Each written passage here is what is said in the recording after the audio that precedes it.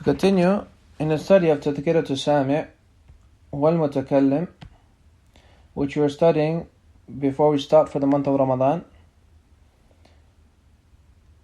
then we have reached point number 11 in the first chapter of the author. We have reached point number 11 in the first chapter of the author, in which the author, rahimahullah, as we mentioned before in the first chapter, he discusses the different manners the scholar should have in of himself. So we are point number 11 now. Now the scholar's manners in of himself, point number 11, he mentions that he should not be ashamed to benefit that which he does not know from one who is lower than him in status, or lineage, or age. Rather, he should be eager to benefit wherever it may be. Wisdom is that which directs the believer, he seeks it wherever it may be. And a group of the Salaf used to benefit from their students. It comes from the Prophet ﷺ that he said to Ubay ibn Ka'b radiallahu anhu, Allah commanded me to recite to you, لَمْ يَكُنِ الَّذِينَ كَفَرُوا مِنْ أَهْلِ الْكِتَابِ, the surah. And they also said from the benefits of this is that the one more virtuous doesn't hold back from benefiting from one lesser than him in virtue. Now this is important for a scholar or a student of knowledge, that if there is a benefit found with someone who is lesser than him, or lower than him in status, or lower than him younger than him in age, or than this, that does not prevent him from benefiting from him. Rather, you should take that knowledge. If it's not found with anyone else, and this specific individual has it, and is lower than you in status, younger, that should not prevent you from taking that knowledge from him. And the one who thinks that he has reached the end of knowledge, then that is a sign of his ignorance.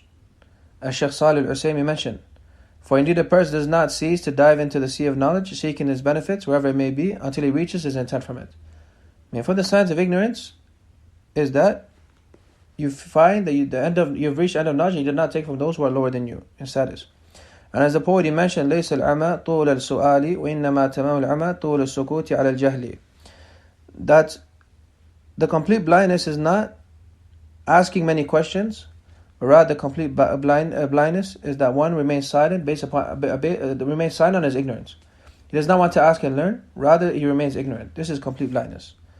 So a person is not considered blind if he asks much about that which benefits him. Rather he is blind if his silence upon his ignorance is long. Meaning he remains ignorant long without asking and seeking knowledge. He rather remain ignorant to benefit from this individual, or from that individual who it may be lesser than him in status, whilst the individual has the knowledge. And Imam al-Shafi'i rahimahullah, it is said that he said to Imam Ahmed, whom Imam al-Shafi'i is older than him, he said to Imam Ahmed, you are more knowledgeable in regards to hadith than me, so if the narration is authentic with you, then say it to us so we may act in accordance to it. And this narration to Imam al-Shafi'i rahimahullah is authentic. It is reported by Imam Ahmed rahimahullah in Al-Ilal wa Ma'rifat al-Rijal and Al-Bayhaqi in Ad-Nam, and it is authentic. It is mentioned that one's age should not prevent him from studying with those under than him in age. For many of the companions of the Prophet ﷺ started seeking knowledge at old age. As Imam Bukhari rahimahullah mentions a chapter in Kitab al-Ilm, where he says the companions of the Prophet ﷺ learning at an old age. And a point of importance is that this does not mean that one should only look at the age. Rather, one looks at seeking knowledge from the one who is deserving of it, even if that means he is younger. And if knowledge is deserving being sought from him, then one shouldn't be ashamed by that. Meaning one does not understand from this that he tries to look for those who are lower than him in status, to humble himself, or younger than him in age, even if they don't have benefit. Rather, it is only done if that specific individual who is lower than your status or younger than your age has that benefit. That science is with him and not with other than him. Or that he has that knowledge that which you don't have. So in that case, you sit with him and benefit if he is deserving of so. If he is deserving. And from this we understand, إِنَّمَا الْعِلْمُ لَيْسَ بِالسِّنِّ. Knowledge is not by age. Perhaps someone younger than you, as we've discussed before, may be more knowledgeable than you. So you sit with him and you benefit from him. And this shows us that it is a mistake, as you find from many people, where they do not have humbleness. If they see someone younger teaching, although he has benefit, they say, I don't learn from the youngsters. And he walks away, and that turns him away from seeking knowledge. Why? Because this individual in front of him is young. Or he is lower than him in status. Or maybe his lineage is lowly. And this is not right. Rather, one humbles himself and seeks knowledge wherever it may be. Then he says, point number 12. He says, occupying oneself with authoring and compiling, but this is for the one who is capable and able of. Al-Khatib al-Baghdadi said, it makes firm the memory, meaning authoring and compiling otherness makes firm the memory. It smartens the heart, sharpens one's disposition, makes better the clarification, gives one a good mention, and great reward which will stay with him to the end of time. Then the author mentioned, you should author in that which is more beneficial, and the people are in need of. Should not elongate too much and not make it too short, rather give it that which it is in need of, is do right. He should not release that which he has authored before he has perfected it and looked into it repeatedly. As for the one who has not reached the level of authoring, then he should be stopped from doing so. And he should not be allowed to do so. For how many people they author, and instead of causing good, they cause harm. So the person, if he's not able to do so, he does not rush to this affair of authoring. And similarly is said, the one who is not able to teach, or the one who is not able to give lessons, or the one who is not able to speak on affairs, he should not speak, he should remain silent. And he should leave it to those who are capable of doing so. For you'll find that those type of individuals, they cause more harm than they cause good. And for that reason, we understand it's important he should reach a status of being able to do so. He should be able to study and have understanding of the ulum al-ala, the different sciences that are a tool to understanding the book and the sunnah. From those tools, as we're mentioning, usul al-fiqh, and as we studied before, the science of hadith, and also an-nahwu, the Arabic grammar, and as-sarf, the Arabic morphology. And other than these are ulum al-ala. These are sciences which are a tool to benefit from the book and the sunnah, and to benefit from the books and the sunnah to understand aqeedah and to understand fiqh and otherness. So once you have an understanding of this, you should also have memory. You should have memorized a certain extent, as it helps with authoring, as Shaykh Abdul Hamid al-Hajuri mentioned. So you should have studied different fields, and you should be firm in knowledge and strong in it. Even if you're strong in a specific field and he authors in that field, then it's okay, because you're strong in that field, he's authoring in it. And you should have knowledge of different books and how to research. And it is found much times that the scholars, they refute those who rush to authoring and putting their books out, whilst not producing a work which is praiseworthy in regards to its science and its study. As Shaykh Al-Albani rahimahullah often will refute some of even the doctors, those who have doctorates, because they would have checkings of books and not in it, and they weren't fit to do so, and they would make much mistakes. And for that, Shaykh Al-Albani rahimahullah, in many of his muqaddimat and some of his tahqiqat, you'll find that he mentions them by name and shows their faults, and says they are not ready for this field, but yet they still author. So as some of them, they said that writing and authoring exposes one's intellect to the people. So if you're not ready to author and not ready to produce works, then it's befitting that you do not put your intellect out there for the people to judge. Then the author, rahimahullah, after finishing with this point, he enters into chapter number 12, or chapter number 2 of the book, which is regarding the manners of the scholar in his classes. And he says there are 12 points in this chapter as well.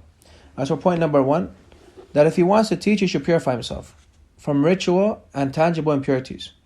He should purify and clean himself, wear the best of the clothing which is befitting, intending to honor knowledge and the legislation. And he prays 2 rak'ahs of istikhara if it is not the time of which prayer is disliked to pray in. Now, what the author here mentions about istikhara, praying istikhara before the class, perhaps what he intends, as some of the scholars have mentioned, is that what he intends here is that if he is going to teach in a new masjid, that before starting class in that masjid example, he prays salatul istikhara, whether that place is good for him to teach in or not. This perhaps what is intended, but it's not intended that he prays istikhara before each single class.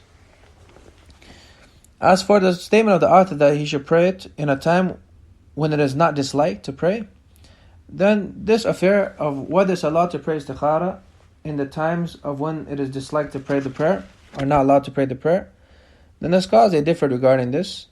As Shaykh Salih al-Uthaymeen mentions that if it is something for that which one is a rush in, that which is something which is a rush, then he should not delay it, meaning praying istikhara, until the dislike time ends. Rather, he prays it, even if it isn't the time of disliking.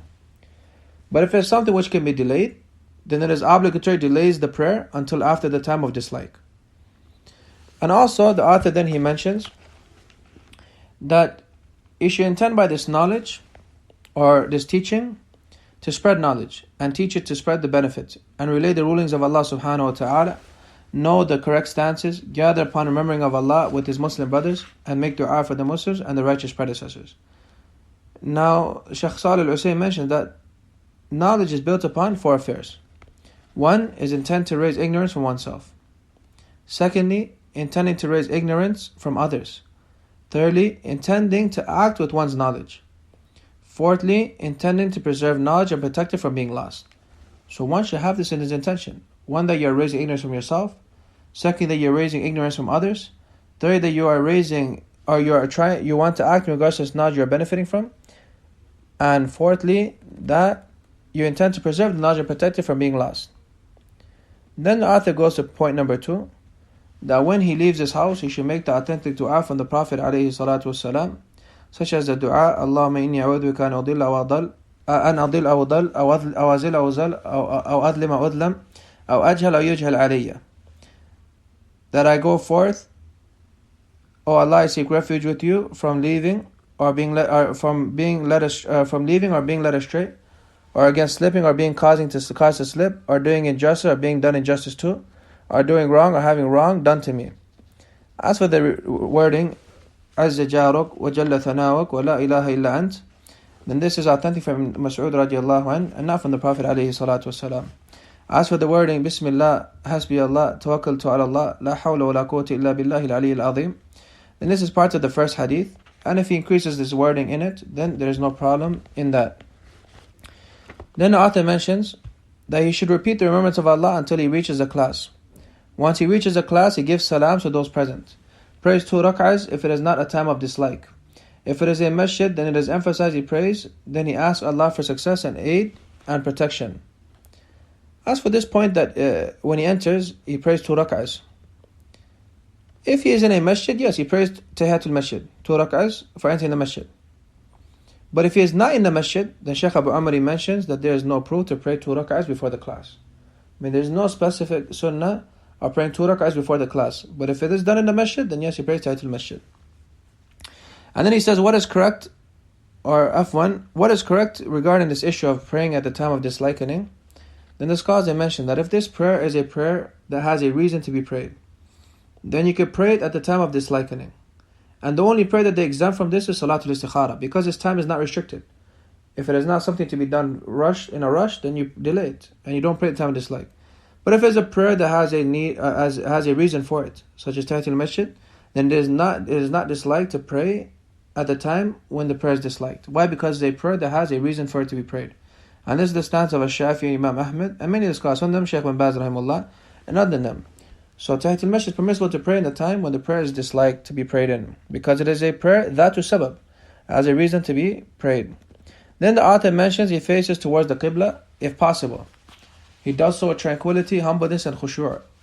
As for the narrations that have come in regards to praising facing the Qibla whilst teaching other than it, such as the narration that the most honorable of the sittings are the ones that face the Qibla, then Shaykh Salih al-Usaym and other than him mentioned that they aren't authentic. Rather, narrations have come to show that it is permissible to face your back towards the Qibla during dhikr. As Shaykh Salih al-Usaym mentioned the hadith of the Prophet ﷺ, that when he would not leave his musalla once he prayed Fajr until the sun rose. And it is known that when the Prophet ﷺ would be sitting in his musalla after the prayer, he would face towards the companions. So it's not a must to face the Qibla while teaching. Rather, it is better, as some of them mentioned, but it is not a must. So if it's not possible, then it does not mean you leave the class or you leave off teaching. Rather, you still teach. But if it's possible to face the Qibla, then he does so. Then the author mentions that you sit cross-legged other than that from the sittings, which aren't disliked. He should not sit on his buttocks with his shins upright, or sitting as if he is about to stand up, nor with one foot up or his legs spread out, nor reclining on his hand to his side or behind his back. He should not move too much or move his hands too much or wander his eyes without a need. He should stay away from joking, laughing a lot, for it makes his status low in the sight of others. As it is said, the one who makes fun will be looked upon. The one who makes people laugh will be looked down upon, and the one who does something often will be known by it. One may ask, these are affairs of one who is teaching. We are still learning. Do these affairs benefit us? Yes, it benefits us.